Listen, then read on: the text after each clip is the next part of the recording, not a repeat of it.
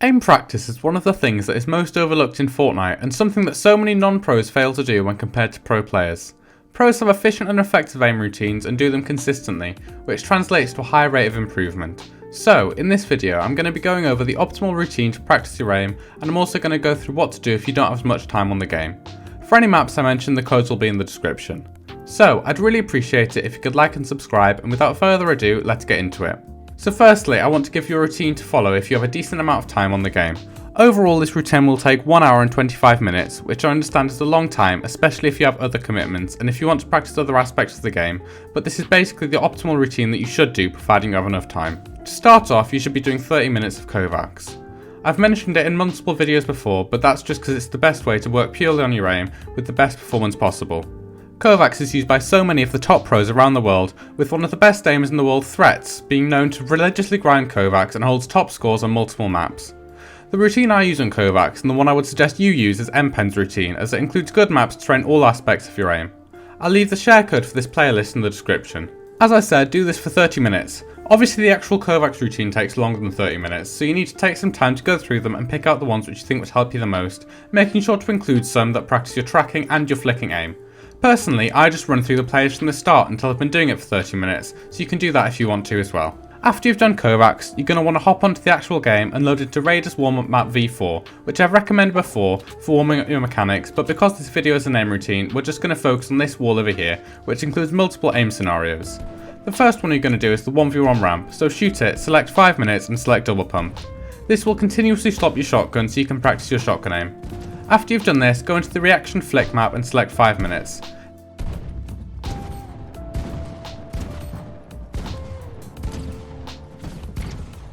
Then hop into AR training. This will ensure your AR aim is up to standard.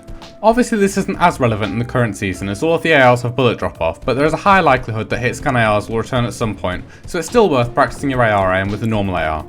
Then go into 1v1 aim duel cone and use your SMG to track the bot. This will help with both tracking an enemy when you're in a box and also with mouse control.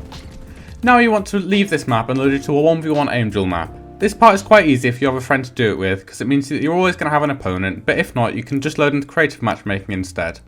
Now, even though this does look really similar to the Raiders mechanics map aim duel, it's slightly more realistic to in-game situations because the opponent's moving like a real player rather than like an AI.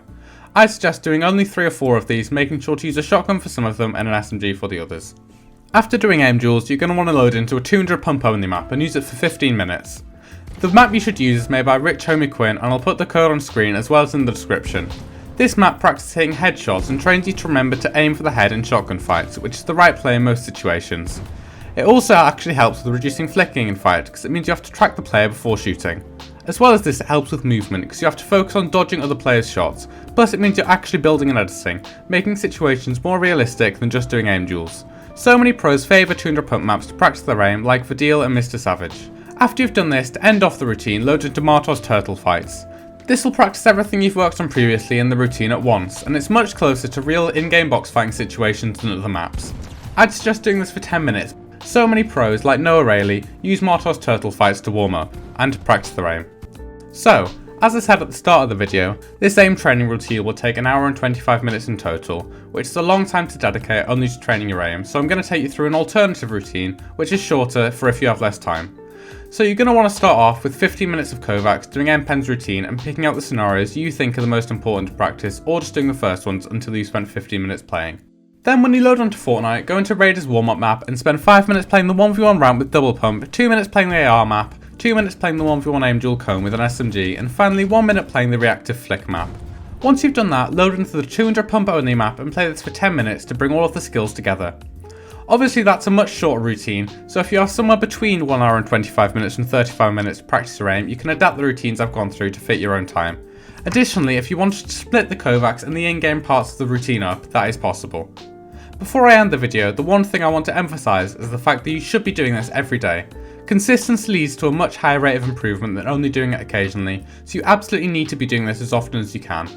So, I hope this video has helped you. I've left all the codes for the maps in the description. I'd really appreciate it if you could like and subscribe, and I'll see you in the next one. Goodbye.